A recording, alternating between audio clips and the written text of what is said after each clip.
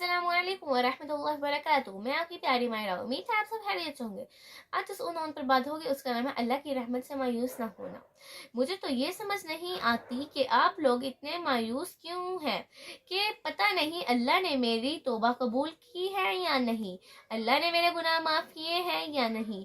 اللہ تعالیٰ قرآن میں فرماتا ہے جو میرا بندہ سچی توبہ کر کے نیک اعمال کرنا شروع ہو جاتا ہے تو اللہ فرماتا ہے میں اس کا رب ہوں, میں اس کے ان گناہوں کو, ان برائیوں کو نیکیوں میں تبدیل کر دیتا ہوں, میں ان کے ان گناہوں کو نیکیوں میں تبدیل کر دیتا ہوں. اللہ اکبر. ہمیں اور کیا چاہیے؟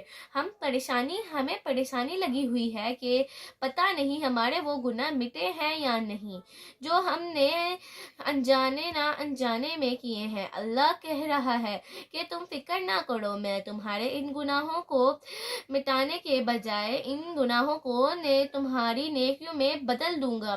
اللہ تعالیٰ تو ہمیں کہتا ہے کہ ہم پھر کیوں نہیں مانتے, کیوں توبہ کیوں نہیں کرتے, ہم کیوں اچھے کام نہیں کرتے, ہم کیوں پھر برے کاموں پر لگ جاتے ہیں, کیوں اللہ کے احکامات کو بھول کر برے کاموں کی طرف چل پڑتے ہیں. اللہ تعالیٰ فرماتا ہے سچی توبہ کرے اور نیک اعمال کرنا شروع کرتے. اللہ تعالیٰ اپنے بندوں کو معاف کرنے والا غفور الرحیم ہے. پھر ہم کیوں اس کی رحمت سے مایوس ہو جاتے ہیں؟ ہمیں اس ذات کا پورا بھروسہ رکھنا چاہیے اور نا امید نہیں ہونا چاہیے. وہ اپنے بندوں کو کبھی مایوس نہیں کرتا.